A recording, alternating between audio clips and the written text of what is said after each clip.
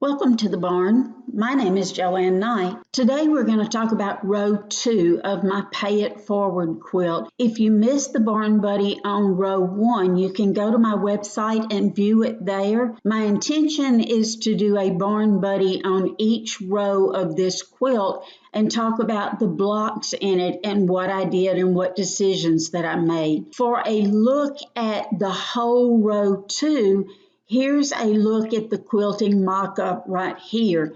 This part right here on either side of the center block is the background, and it's intended to look like borders going round and round the center of the quilt. I purposely left this open space right here. It wasn't quite as much open space on the quilt as it looks like here.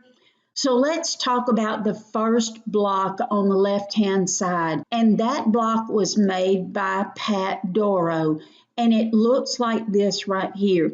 It was a log cabin block, and it was really a pretty block. And I spent more time trying to figure out what to put in it than it really took to quilt the block. I didn't want to put a typical log cabin block pattern in there. So I chose this one by Kim Diamond, and I liked the way that the little plaid on this one made a grid.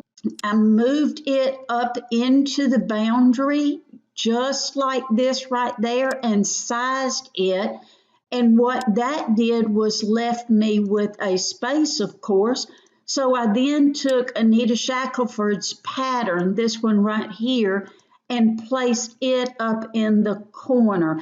I did position this pattern similar to this right here and pulled it out.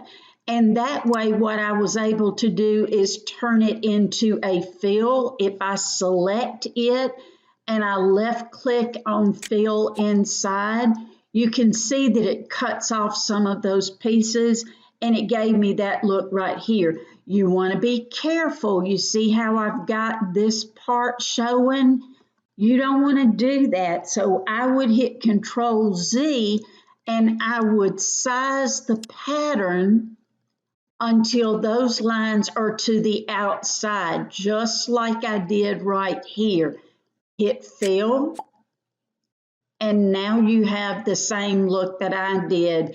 I liked the contrast of the two and the way that it showed a purl and a geometric. So that's as tough as that block was. The center block was made by Kathy O'Sullivan, and it's this block right here. I used some patterns by Joyce Lundrigan, this one right here. This block did not quilt continuously. What I had to do was decide which patterns I was going to be able to quilt continuously and which ones I wasn't. Each of these blocks were only 9 inches, so this block took a little bit more time to quilt because it wouldn't quilt continuously going around, but that was okay. It was my quilt and it was worth it to me to be able to do. This pattern right there is a half square triangle, and it's just mirrored on either side. That's all that was done there. I wanted the center of the quilt to look like a pinwheel going around instead of looking like 4 different quadrants of flying geese. And the patterns that I chose in the center, which again were some Joyce Lundrigan patterns, and the way that I quilted it, gave you that pinwheel look on the quilt in the center. So I'm real happy with that. I also did some line work. You can see that right here to be able to break up some of those little pearls that were going around and give it kind of a little bit different look. So this one took more time to quilt than probably was necessary, but I'm real happy with the look of it, because everything is pretty much the same density and it doesn't make your eye focus on one part. It made me go in and look and say, okay, what did I do here and what did I do there? And that's what I wanted with the quilt. The last block in that row is Kathy Rogers' block.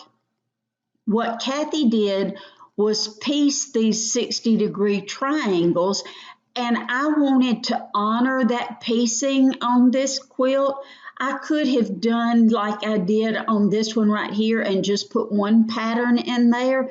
But again, Kim Diamond had a pattern that was absolutely perfect for this particular block, and it had a different pattern design in each spot. If I had placed this in every single one of them, it would have all been jammed together. So to break it up, because one part of the block had a pink on the bottom and the other part of the block had a teal color on the bottom, it seemed to me that I wanted to show the difference in the two, and that's what I did.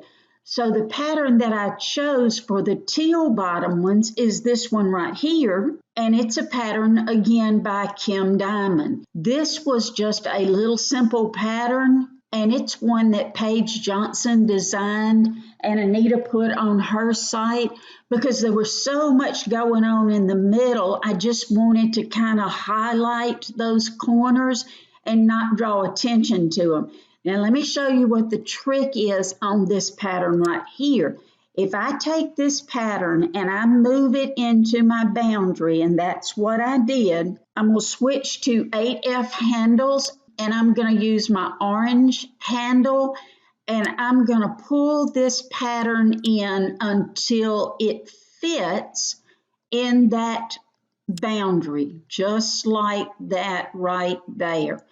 Now I needed to pull it up a little bit, so I'm going to use F9 and the purple pie, and it made the pearls a little bit more oval, but that's okay. I wanted it to fit inside that boundary, and so that's what I did right there. I don't want to cut off these pearls on the side. I want them to be within the boundary. Now let me show you something about this pattern, because you're going to look at that and go, man, that's just perfect. And it is perfect, but let me select it and let me right click, go down to my options and left click on show none. And I have to do that twice.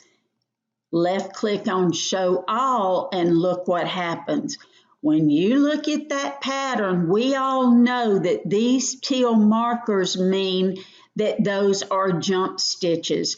And you can see that because this row right here, let me make a copy of it because I don't want to move it out of what I've already done. And I'm going to paste it right here. When you look at that, you see how this little row of pearls right here is floating? There is no connection line between these line work bars and this little hoopty pattern part or these pearls. That means that that pattern has got all of those jump stitches. And since I had 4 of these to do, I was going to have 4 jump stitches in every single part of this block. Now, on one block, that may not be such a big deal, but what if you had a whole quilt like this? You would be spending all of your time with stopping and tying off. So let me get rid of this one.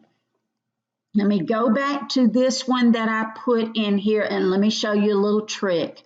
I'm going to take the pattern, I'm going to go to nodes, I'm going to make sure that snap is off, and I'm going to pull this line work until it is outside of my boundary. Keep those straight.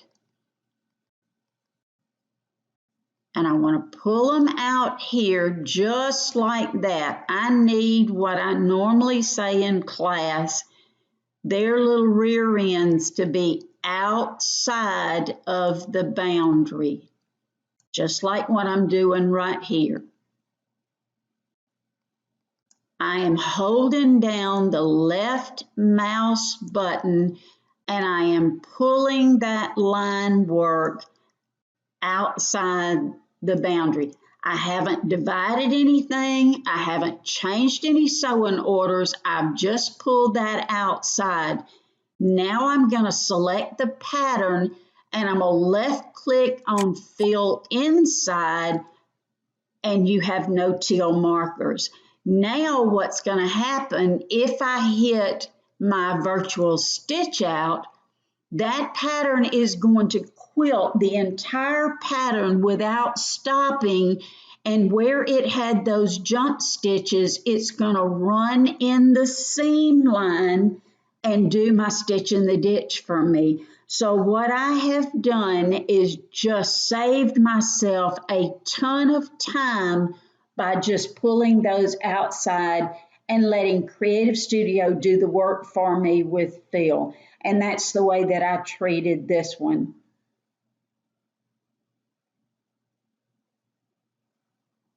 So I'm going to let it go all the way down and show you what it did. Now, because I only had 4 of these to do, I did not save this pattern. Because I only had 4 of them, I took the pattern then and made a copy of it, and I kept that copy to be able to put in the different places. The other thing that I could have done was take that pattern and do a circular array, uncheck connect, and move these right up here, and now I've got them pretty close to where I need them.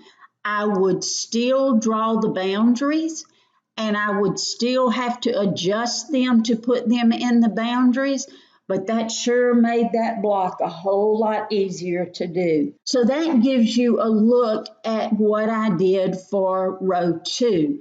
Next time, I'm going to talk to you about what I did on row 3. Thank you.